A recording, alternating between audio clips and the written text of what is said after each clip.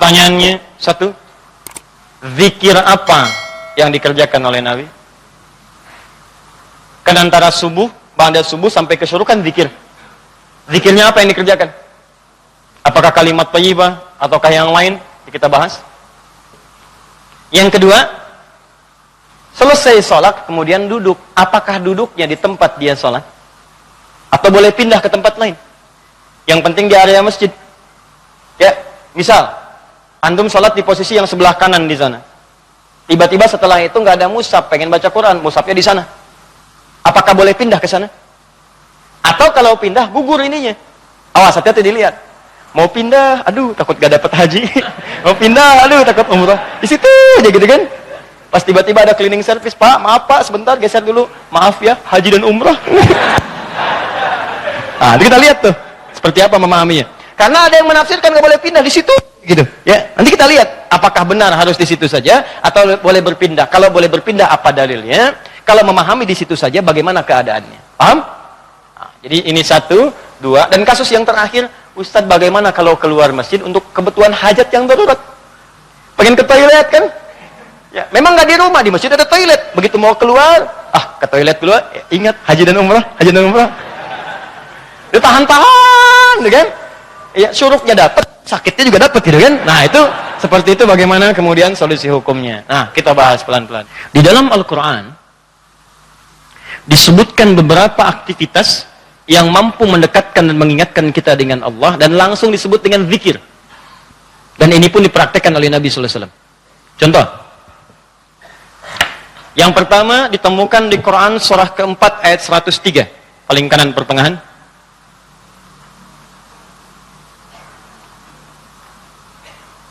Fa idza qadaytumus salata fadhkurullaha qiyaman wa qu'udan wa ala junubikum. Maka jika Anda telah tuntas mengerjakan salat, maka segeralah berzikir kepada Allah Subhanahu wa taala. Di amalan sunnah pasca salat berzikir, zikir dulu. Bisa Anda kerjakan kalau buru-buru ya sambil berdiri, berjalan. Ini waktu umum ya. Misalnya ini Anda sudah salat zuhur nih, harus ke kantor, ya, dikejar-kejar langsung berangkat lagi. Tapi kan Anda buru-buru keluar pun kan tidak mengganggu Anda untuk mengucapkan kalimat-kalimat zikir. Misalnya apa? Nabi mengamalkan pasca salat hadis riwayat Muslim, nomor hadis 571. Hadis riwayat Muslim. Nomor hadis 571. Setiap selesai salat Nabi mengatakan, perhatikan kalimatnya, astaghfirullah, astaghfirullah, astaghfirullah. Allahumma antas salam, wa minkas salam, tabarakta ya dzal jalali wal ikram. Apa Anda nggak bisa sambil keluar mengucapkan astaghfirullah, astaghfirullah, astaghfirullah? Ini kata Al-Quran, sesibuk apapun Anda, begitu selesai sholat apa nggak bisa sambil jalan astagfirullah, astagfirullah, astagfirullah. Daripada Anda keluar membicarakan sesuatu yang tidak penting. Bahkan nggak berkata apa-apa, jalan aja. Mendingan pakai zikir kan? Astagfirullah, astagfirullah, astagfirullah. Allahumma antas salam, minkas salam, tabarakta ya dzal jalali wal ikram. Hadis Muslim, nomor hadis 573. La ilaha illallah wahdahu la syarika lah. Lahul mulku wa lahul hamdu wa huwa ala kulli syai'in qadir. Ya, kalau Anda misalnya nggak terlampau sibuk, silahkan sambil duduk. Nah, konteks tadi setelah selesai menunaikan salat subuh, antum pengen berzikir dulu, maka jenis zikir yang pertama adalah mengucapkan kalimat-kalimat thayyibah. Kalimat thayyibah.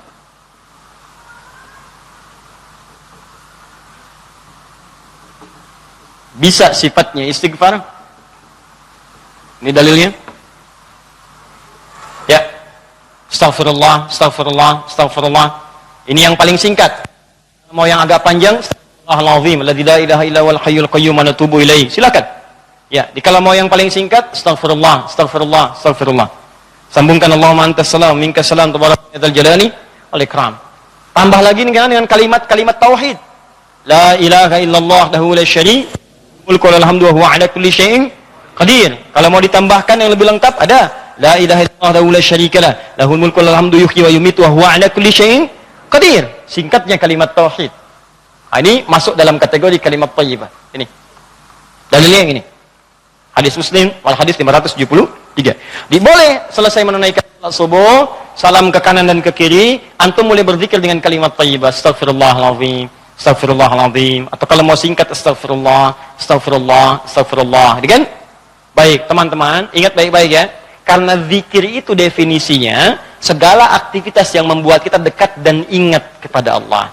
Jadi ketika mengucapkan kalimat ini bukan sekedar diucapkan di lisan. Kalau cuma diucapkan, jangankan antum. Anak-anak antum yang 5 tahun, 4 tahun belum balik pun bisa. Apa bedanya bacaan antum dengan bacaan mereka? Sambil ingat Allah. Sambil diingat. Astagfirullah. Apa artinya astagfirullah?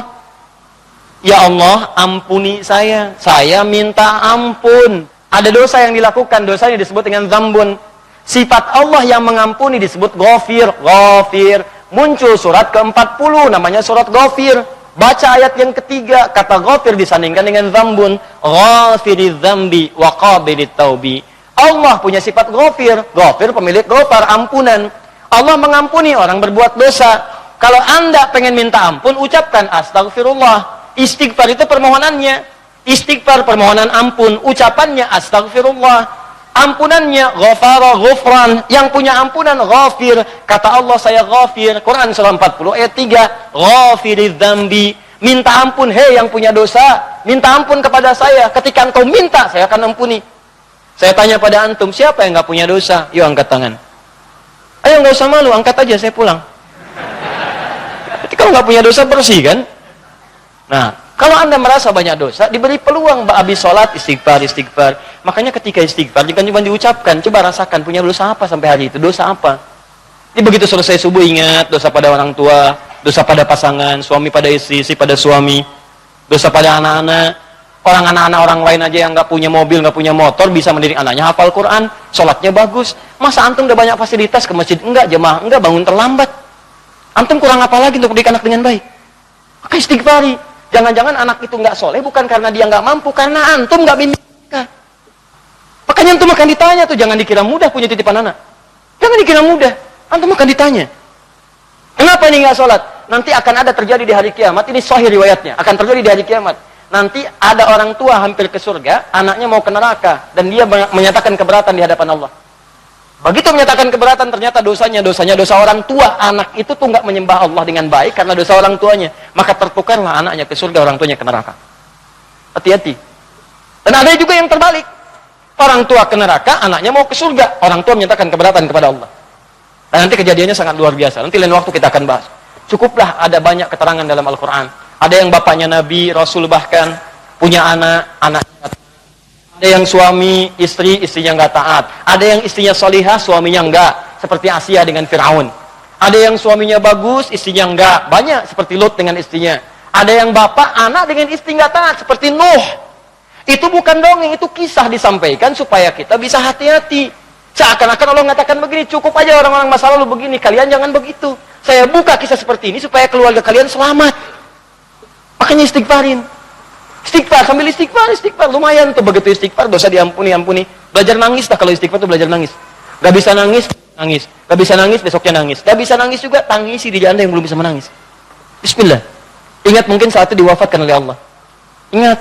Bagaimana kalau saat itu wafat, anak Anda belum baik, istri Anda belum baik, dan Anda akan dihisab dalam keadaan sesuatu yang belum sempurna dalam kehidupan. Ya. Kemudian juga zikir. Bisa jadi juga bacaan Al-Quran. Baca Al-Quran. Itu masuk kategori zikir. Dalilnya Quran, surah ke-15 ayat 9. Al-Quran disebut oleh Allah dengan zikir. Inna nahnu nazzalna dzikra wa inna lahu lahafizun. Sungguh kami turunkan Al-Quran sebagai zikir, kata Allah. Hal yang mampu mendekatkan seseorang dengan Allah. Makanya kalau antum sedang baca Al-Quran, bukankah perasaan Anda merasa lebih dekat dengan Allah? Ya, kalau nggak percaya silakan. Lebih dekat gitu. Nah, kalau sudah semakin dekat hubungannya dengan Allah, jangankan baca, dibacain aja punya getaran dalam jiwanya. Ya, buka Quran surah ke-8 misalnya, ya Al-Anfal ayat kedua. Kata Allah, innamal mu'minuna alladzina idza dzukirallah, zikir. Idza dzukirallahu wajilat qulubuhum. Orang-orang yang imannya bagus itu baru dengar nama Allah disebut getaran dalam jiwanya. Makanya kalau pengen ngecek iman, sedang dekat tidak dengan Allah, gampang. Setiap hari Allah perdengarkan namanya 5 kali dalam sehari. Ketika namanya disebutkan itu, antum ada nggak getaran dalam jiwanya? 5 kali dalam sehari. Subuh, zuhur, asar, maghrib, isya. Allahu Akbar, Allahu Akbar. Bukankah nama Allah? Jika antum sedang dengar suara adzan, itu nama Allah diperdengarkan. Ada getaran nggak di hatinya? Ya, yang imannya hebat itu belum diperdengarkan dia udah siap-siap. Sebenarnya adzan zuhurnya itu jam 12:08. Kok bisa jam 11 udah siap-siap? Padahal mandi dulu, wudu dengan sempurna, berangkat ke masjid. Itu tandanya imannya luar biasa. Ada orang yang saat dipanggil baru ingat, Allahu Akbar, Allahu Akbar. Ya Allah, sudah masuk zuhur, siap-siap. Imannya standar. Standar. Itu yang biasa. Begitu dipanggil ingat. Ada orang yang sama, Allahu Akbar, Allahu Akbar. Ya Allah, sudah adzan, baru adzan, belum qomat. Itu iman bermasalah. Imannya lemah bermasalah. Karena itu, hubungan yang dekat dengan Allah, langsung ingat Allah disebut dengan zikir. Karena itu kata Allah, saya turunkan Al-Quran. Di antara fungsinya untuk zikir.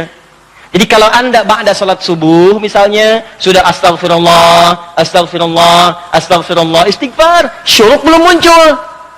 Ambil mushaf. Ya, baca. Saya pengennya istighfar aja Ustaz, astagfirullah, syuruknya belum tiba juga, astagfirullah, belum syuruk juga, ada astagfirullah. Ya. Iya. Ambil mushaf, baca. Pahala lebih banyak. Setiap hurufnya 10 kebaikan. Ya, 10 kebaikan. Ramadan nanti tambah jadi 100.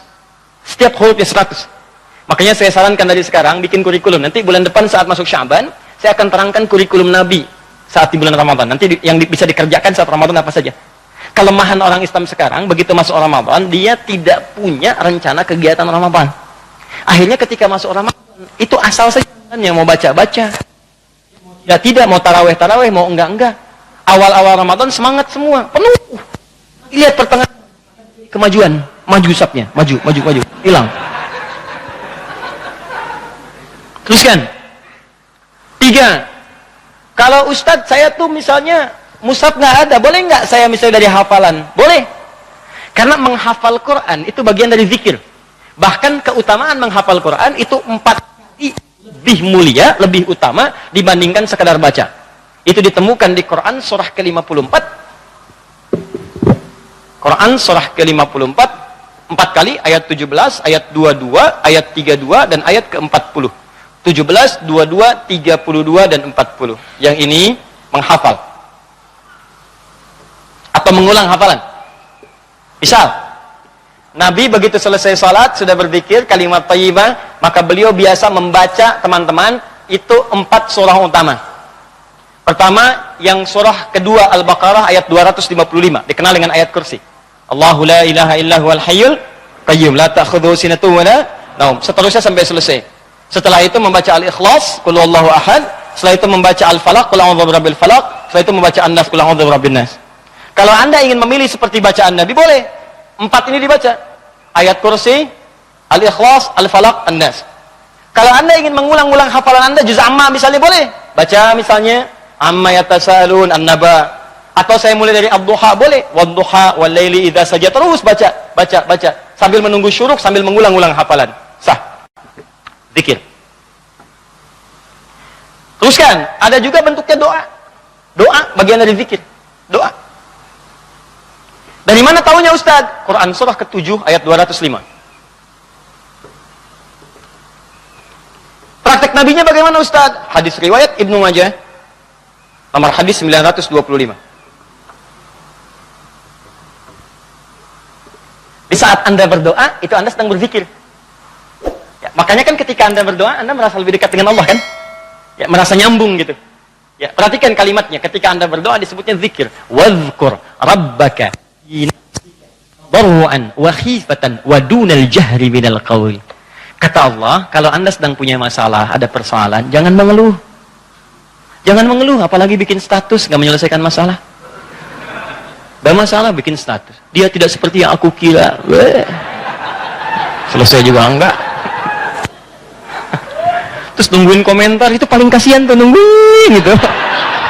Aduh, kasihan, belum ada yang komen. Ya, udah 2 jam baru muncul. Kenapa Jeng? Gitu kan? Baru dijawab. Iya ya, gelisah hati ini. Muncul lagi komen yang lain. Duh, nggak nyangka ya, nyangka. Capek, nggak selesai. Masalah selesai? Tidak, cuma nambah masalah aja. Kata Allah, kalau punya masalah, tenangkan hati, berdoa, sebut nama Allah. Itu lebih memberikan ketenangan. Zikir itu selain mendekatkan kita pada Allah, zikir itu membuat hati lebih tenang. Tenang. Makanya ketika Allah menyebutkan fungsi zikir di Quran surat 13 ayat ke-28. Allah sampaikan begini, ala bidzikrillahi tatma'innul qulub. Kamu mesti yakin, kata Allah, dengan berzikir kepada Allah, hati kamu akan tenang. Makanya kalau sedang punya persoalan, bawa ke zikir. Ambil wudu, baca Quran. Begitu antum baca Quran, walaupun solusi belum tiba, hati lebih tenang. Dan lebih objektif, kalau orang tenang itu dapetin solusinya gampang gitu, tenang. Solusi mudah dicari.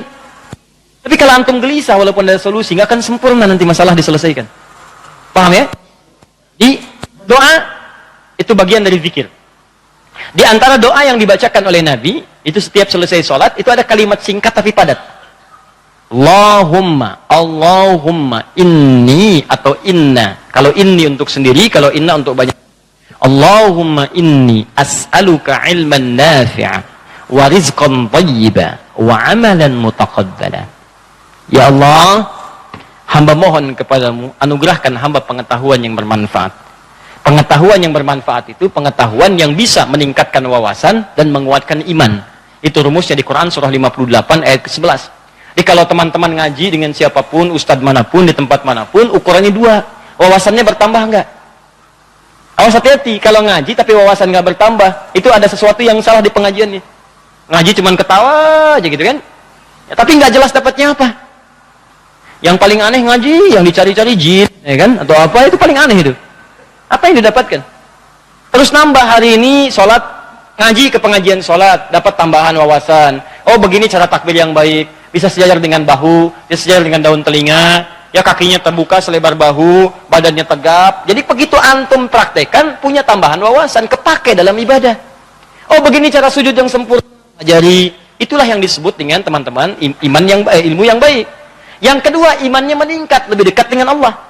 Jadi kalau antum ngaji dimanapun, di antara cirinya wawasannya luas, tapi keimanan pun bertambah. Karena ada orang yang belajar Islam Pak, cuman keimanannya makin berkurang. Itu yang paling aneh tuh orang-orang liberal. Belajar Islam ke Eropa, belajar Islam ke Amerika, pulang-pulang konslet. Betul ya, semua agama sama, menuju Tuhan yang sama, cuman caranya beda-beda. Ente ini aneh, belajar Islam pada orang yang bukan Islam.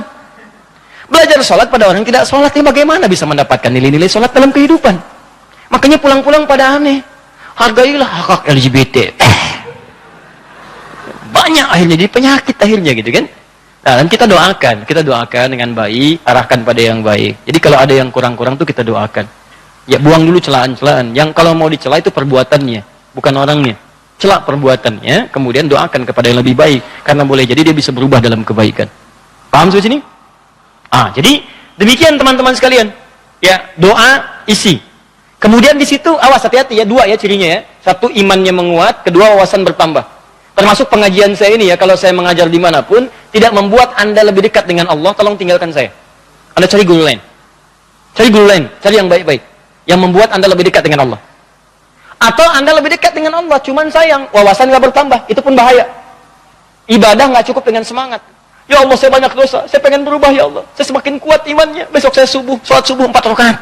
Nggak bisa. Ya. Jadi iman kuat tapi wawasan nggak ada gitu. Begitu sholat subuh 4 rakaat, itu kan bahaya. Ya, paham ya? Jadi dua ini mesti balance ya, antara iman dengan ilmu itu mesti seimbang. Tayyib. Fokus baik-baik. Satu, kita ulangi apa saya tadi, satu kalimat thayyibat. Yang kedua, bacaan Al-Qur'an, kan? Yang ketiga, baca hafalan ayat-ayat Al-Quran. Yang keempat, doa. Yang kelima, menyebutkan nama-nama Allah atau Al-Asma'ul Husna. Boleh, itu zikir. Ustadz, apa dalilnya? Dalilnya Quran surah kedua ayat 152 ditafsirkan dengan Quran surah ke-17 ayat 110. Quran surah kedua ayat 152 paling kanan sebelah bawah ditafsir dengan Quran surah 17 ayat 110 paling kanan di pertengahan. Ini bagian terakhir. Quran surah kedua ayat 152 Allah minta fadhkuruni, kata Allah, zikir, sebut aku, sebut aku, sebut aku. Sebut nama Allah. Orang-orang yang sering menyebut Allah maka akan disebut-sebut namanya oleh Allah. Indah ya. Antum aja nama disebut-sebut di TV, senangnya luar biasa kan? Wah, Pak Asep adalah jamaah subuh yang sangat luar biasa. Datang ke Masjid Nurul Bahri, jam 3 sudah di masjid, masuk tayangan Anda. Tapi memang disayangkan jam 3 sudah adzan Pak Asep ya kan? Tapi kan antum enak. Ya disebutkan di TV tersanjung. Ya disebutkan di komplek tersanjung. Kenapa antum tidak merasa tersanjung ketika nama antum disebut-sebut oleh Allah Subhanahu wa taala? Kata Allah, "Fadhkuruni adzkurkum." Sebut namaku. Ketika engkau menyebutku, aku akan sebut-sebut namamu. Maka ada hamba-hamba Allah yang disebut oleh Allah. Si fulan, si fulan, si fulan, si fulan. Ya, di antara yang disebut itu ada 2.